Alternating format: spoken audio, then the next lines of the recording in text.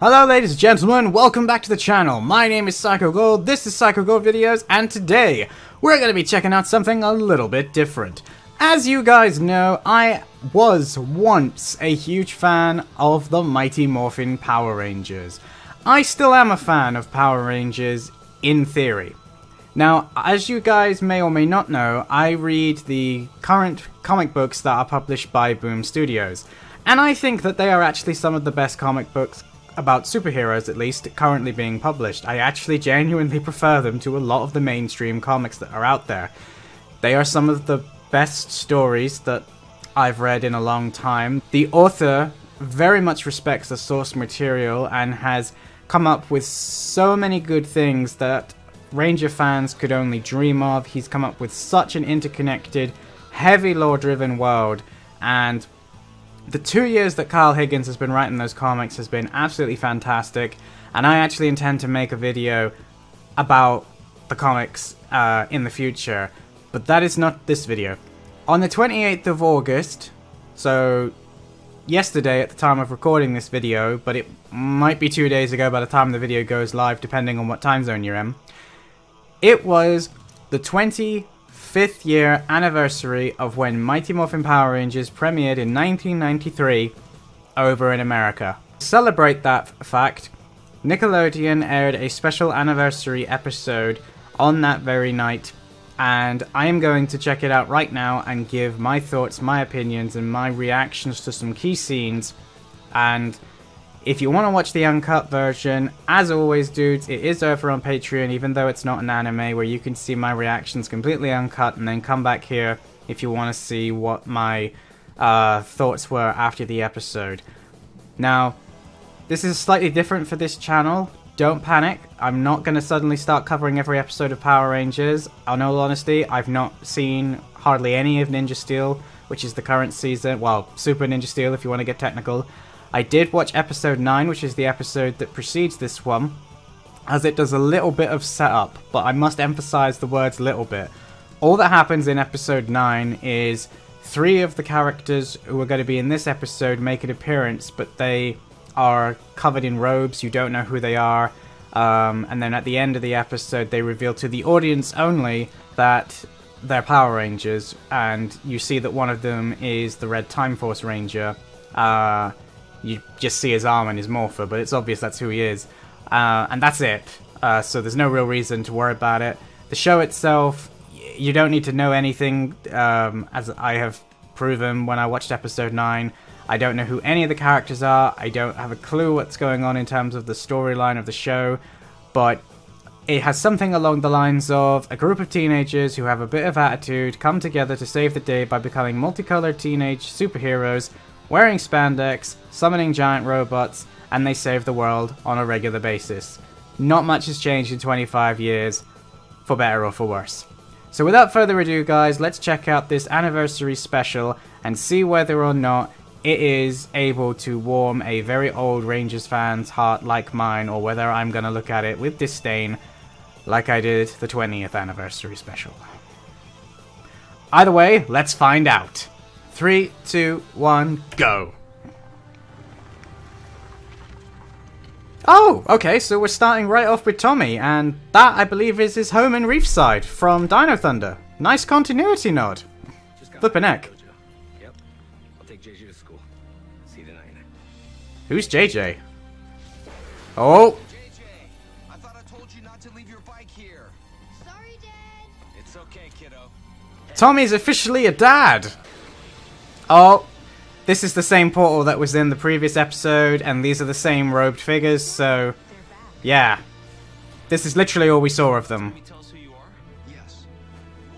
Hey, there we go! Time Force Red. Yes he is. But how does he know that? Another Ranger. RPM Silver? I'm Gemma, RPM Ranger Operator Series Silver. Ah! That's a nice nod to their series. RPM was the last show I properly watched, because RPM was actually legit good. Time Force Ranger. Didn't watch Dino Charge though, but I know it exists in a world with dinosaurs. I'm confused on so many levels. No, nothing. It's like going straight into it with, like, okay, I don't think this is going to give us all the answers. I think it... Oh, they're going to Reefside! Nice Dino Thunder reference there. I genuinely don't think they're going to explain all of this lore confliction, but... I don't know how they know that he's a ranger, and I don't know how they know about all these dimensional things. Like, Time Force couldn't hop dimensions. So there's so many questions I now have. Oh! Okay, so he's a very odd CGI-looking robot. And luckily, he somehow knows how to get there. And where it is. And what it is. Oh! Hello, forest that was in practically every season at some point that was made by Disney.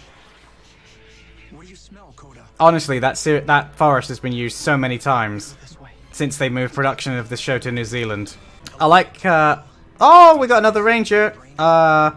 He's from Samurai, which I tried watching and very quickly realized that no. Oh, that's TJ from In Space. Or a darker looking version of him. Oh, okay, we got some more rangers. Ah, we got Cat, another... Oh, there's TJ. Rocky! Yeah! Wait, Rocky looks like he's... Whoa, whoa, whoa, what's going on? Yeah, Rocky looked like he had the Zeo Ranger 3 morpher, even though he's got the Red Ranger helmet behind him. It looks like... Whoa, I tell you what it looks like. It looks like the red turbo powers and the black Dino Thunder powers have fused into one version of events. Oh! Black Dino powers. Well, there you go then. Okay. That's the real Tommy. They didn't know that the Black Dino Thunder Ranger could turn invisible. And when I came to, I used that to escape. But the other Rangers are being held in this dungeon. Fair enough. Cloning them into a massive army of Ranger-powered robots. A massive army? I like the fact he's got the Black Dino gem on his wrist, even though I thought the Dino gems had lost all their powers, but even so. I'm guessing this is all going to be the Ninja Steel team then. Oh, that CGI looked awful. Quality green screen there, guys. Go. Oh, we're going to get another more fight sequence. Yeah! Oh, that was over quickly. Hey, we get to see some props come back. For all of 2 seconds. Oh, that's what was on his arm. Wait, hang on.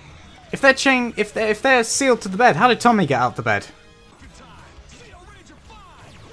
Wait, what? Okay. Hello, Red Zeo Ranger. It's been a very long time, and that's not how your powers work.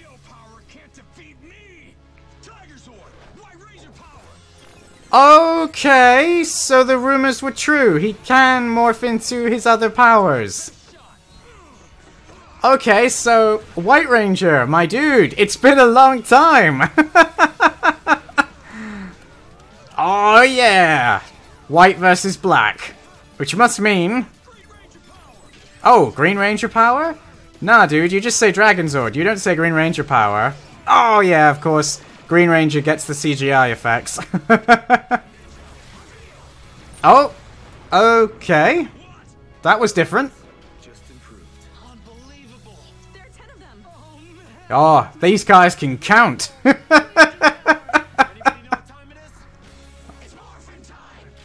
Oh, okay. That's different. Ah, we don't get individual morphing sequences. And we didn't get... Ah, that's quite disappointing. Like, I didn't necessarily think we'd get... Hey, Rocky Spook! We didn't get to hear them do their individual morph calls. Like, Shift into Turbo, Let's Rock It, etc, etc. Hey! It's nice to see Cat back in action, though, I gotta admit. It's so nostalgic seeing the pink turbo powers. Never thought I'd see the turbo suits again. Still not seen TJ or Trent. Oh yeah, forgot Wes was here. Oh, and Tommy. Okay, so there's still more to see. Yeah, there were several Rangers then that we didn't even see fight. We didn't see the Yellow Ranger in the background there, the one from Mega Force. Her name's Gia, because she's also in the Street Fighter trailer I checked out a while back. Oh, what's he doing? White Ranger power? Ah, no! Oh my god! Okay! Ho ho ho! And they did, well, not quite, but they actually showed their version of what the cockpit would look like. Okay, that I didn't see coming. That Falcon Zord looks so much better than the other CGI Zords we saw. Never thought I'd see the Falcon Zord back in action, so well done, guys. I'd have never seen that coming. Oh, Rocky's wearing his communicator. Oh, so is Catherine. Wait, so is Tommy. Hang on a minute, he was wearing the black Dino Thunder brace a minute ago. What, did he change on the way? Ah, the continuity people. Okay, we'll just use the random phrase of this season that those guys wouldn't... Oh, and you know what? I feel mean. I feel like I'm just bashing the show. Oh, okay, so RPM, Dino Charge, and then the regular dimension? Hey, Tommy and Catherine are holding hands. Now that was epic.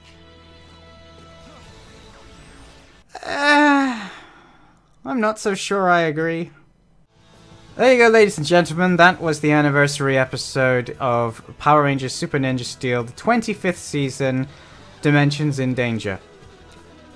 I have mixed feelings about that episode. I think the best way to describe that episode is it tried. It really, really tried. Which is more than I can say for Power Rangers as a television show at the very least for many, many years. I think the main problem that episode had is its running time. There was so much packed into that 21 minutes. I mean, I have so many questions about what I just watched, and I know that there are no answers, and that is both frustrating and annoying. How did the Rangers know the other Rangers? How do the current Rangers know who the previous Rangers are? Like, why would they have heard of Tommy Oliver? I can understand if they'd heard of the Green Ranger, the White Ranger, the Red Zero Ranger, the Black Dino Thunder Ranger, even the Red Turbo Ranger to a lesser degree. You know what I mean? Like, Wes being publicly known... I don't remember Wes ever publicly revealing his identity, but the last time we saw Wes properly, not counting the legendary battle, because that was anything but legendary, he was partnered with Eric as leader of the Silver Guardians, and the two of them were protecting Silver Hills. And yeah, he wasn't making as much of an effort to hide his identity because he was part of a military organization that was protecting the city. Him and Eric morphed quite openly in the middle of a street, but again, it wasn't like the street was filled with people and media. Not that Power Rangers ever really does media, because that would kind of make a lot of episodes of Power Rangers difficult. But the point I'm trying to make is I can kind of understand that you could argue that people do know who Wes is because he was a Silver Guardian, they have a public image, people know that Eric was the Quantum Ranger, so obviously when Wes became a Silver Guardian, secrecy wasn't so much of an issue, so yeah. TJ knowing who Tommy is makes sense. TJ and knowing Wes made sense because, they'd met on Forever Red, same with Tommy. However, some of the other Rangers knowing each other made no sense. Like, why would Gia know who Tommy is? Why would any of them trust Tommy Oliver? Because again, this is hinting, the whole episode to me hinted at the idea that there is a massive network of Rangers who still actively fight evil, who all work together, who are living their regular lives, but still seem to be very much involved with the power, and that there's tons of stuff that's been happening with these guys since we last saw them, and before we've seen them now.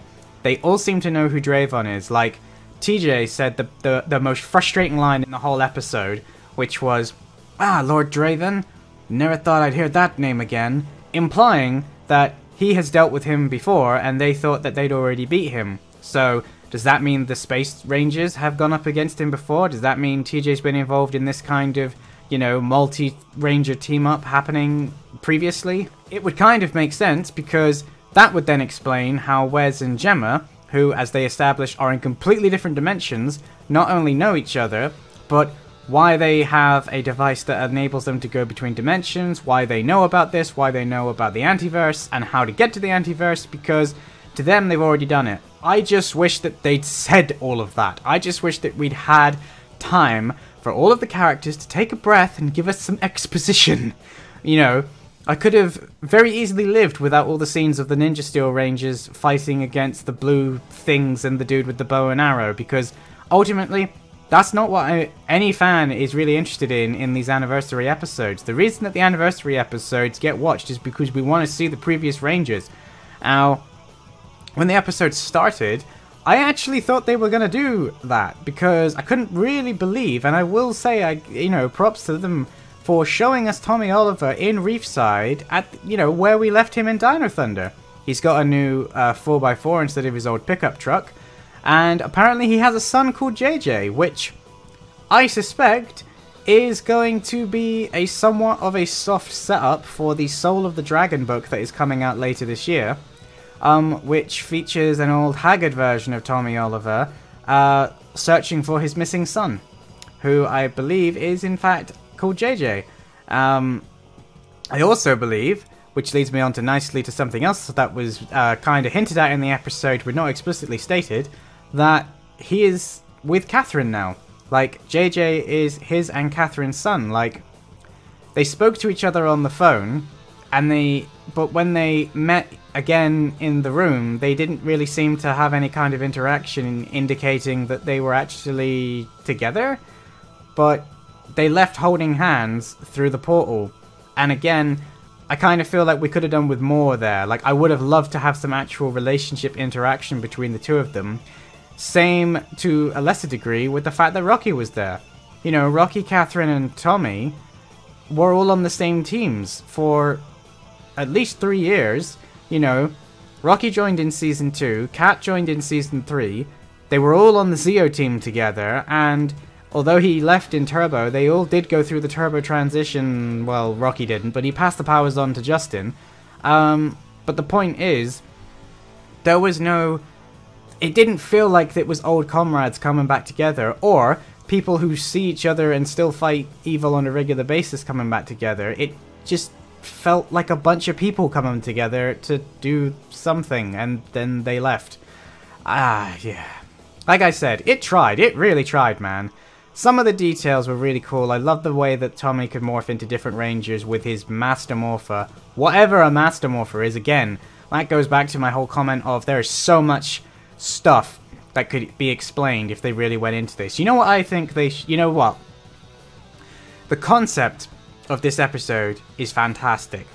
If they had a 2 or even a 3-part episode where they could properly build this up, properly explore everything, really give us some mystery about the idea of this other Tommy, the evil Tommy, tricking Rangers into meeting with him, showing us that happening, and actually going into what the Rangers are doing in their lives. Why would Tommy and TJ meet? Why would Tommy and Gia meet? Why would how would Tommy, the evil Tommy, set Trent up? Because obviously he was a former student of his in Dino Thunder at Reefside High when he was Dr. Oliver teaching. Because no one actually called him Dr. O, no one actually addressed the fact that he's a teacher now. Like, there were so many nuggets of information, but that's all they were, nuggets. They didn't go anywhere. It felt like there was so much more that they wanted to do, but just didn't have the time. How cool would it have been to have established all of the stuff that I've just asked questions about in the episode, to give us real 100% lore that there is stuff going on behind the scenes, that these Rangers have still been in action all this time, and that they have still been on other adventures that we've not seen.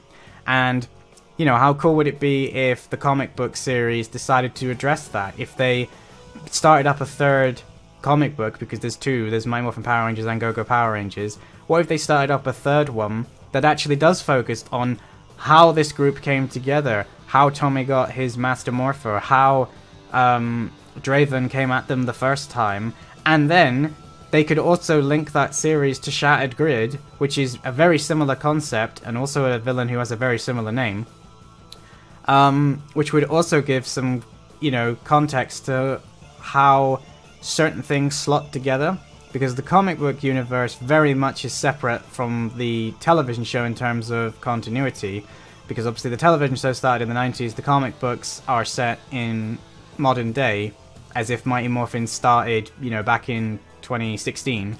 But now they've gone on and brought in all these other teams, and they've done it very cleverly by the name Shattered Grid. I'm not going to go into that because I plan to do a separate video about Shattered Grid anyway, but the point I'm trying to make is, all of these things that they've just set up in this episode, I really hope are going somewhere, and that they haven't just written this as a throwaway episode. I really, really want Hasbro to start building a world, and the episode itself, yeah, but the idea of expanding upon it in comic book form, oh, that's something I could get behind. Overall, guys, it's a Power Rangers episode. I can't hate on it too much. There are loads of things I could nitpick apart from this episode, but I actually think, all things considered, it's probably one of the better episodes that the show has put out in a very long time. Seeing the Falcon Zord come in at the last minute, completely by surprise, was easily the highlight of the episode for me. I cannot believe that that happened. And I love the fact that when he morphed, he didn't say Tiger Zord, he said White Ranger Power, because when he had Falcon Zord, it was after he did the Tiger Zord power coin, and he was in Season 3, he had the power of the Ninjetti, and when he morphed, he only said White Ranger Power. The problem I have there is, they got that detail right, but when he morphed into the Green Ranger earlier in the episode, he said both Dragon Zord and Green Ranger Power. Like, no, you only need to say Dragon Zord. Like, I don't know why he kept saying both. The other thing, since I'm mentioning about that scene and about stuff not really fitting, is that whole scene between the two Tommies felt very off to me. Some of the editing didn't really work for me, some of it looked rushed, the whole fight sequence felt like it was sped up, and I don't understand why we only saw Zeo white and green when he started off as Black Dino Thunder, and since the other Tommy was Black Dino Thunder, I think it would have been cool to see Black Dino Thunder fight Black Dino Thunder. You know, that's what I thought he was going to do. Obviously, we got no real explanation of what this Master Morpher is. It just suddenly happened, and immediately he went into Zeo, which Zeo didn't morph that way, so I don't really understand. I wish, again, that he could have, like, bragged a bit more to the evil Tommy about how this Morpher works, or where it came from, anything really, but like I said, guys, other than all of those points I just said, and some of the things I said in the episode, like certain Rangers not getting much screen time, like, I feel so sorry for Trent, and Trent especially, like, TJ and Rocky as well, and actually, to be honest, I feel sorry for all of them, because the more I think about it, the more I think they really didn't have that much to say or do. Gemma, Wes, and the Blue Dino Charge Ranger got most of the screen time, and Tommy got just as much, including several scenes on his own. But I kind of expected that. You know, he is, for better or for worse, the most iconic Ranger of the franchise. I personally prefer Jason. If Austin St. John came back, I would love for that to happen, and I would endorse that, and I would check that episode out, even if it was just him on his own. But those two are easily the two main faces of the franchise. So, as only one of them came back, it was obvious that Jason Frank was going to get the majority of the screen time. And, you know, having seen that fight sequence with all of his different Ranger forms, it's not hard to see why. You know, it's giving fans what they want at the end of the day. So, I don't begrudge them that. I just think that they could have done... Again, if they'd had more time, they could have done more for the other actors, but they did pretty well with what they've got. Anyway, guys, this video is probably going to be pretty long as it is, so I'm going to wrap it up here, and I'm going to say, if you enjoyed this video, don't forget to leave it a thumbs up. Please let me know down below in the comments what you thought of this episode. I know that a lot of you probably won't be that into Power Rangers, but if you've got this far in the video, there's probably a good chance that you actually are into Power Rangers, so please let me know what you thought of the anniversary episode. And if you're not into Power Rangers, don't worry, guys. I am going to be doing some more Power Rangers videos, but they're not going to be replacing anime or any of the stuff that you guys like. It's just going to be in addition, and they won't be very often. So please don't panic. if you've watched this entire video and think, oh, I don't like where this is going, I hope he's not going to do reactions to Power Rangers. Nah, dudes, this is a one-off reaction, purely because it's the anniversary, and I think that's going to be about it from me. So, as always, I am Psycho Gold, and I will see you in my next video. Psycho Gold, out.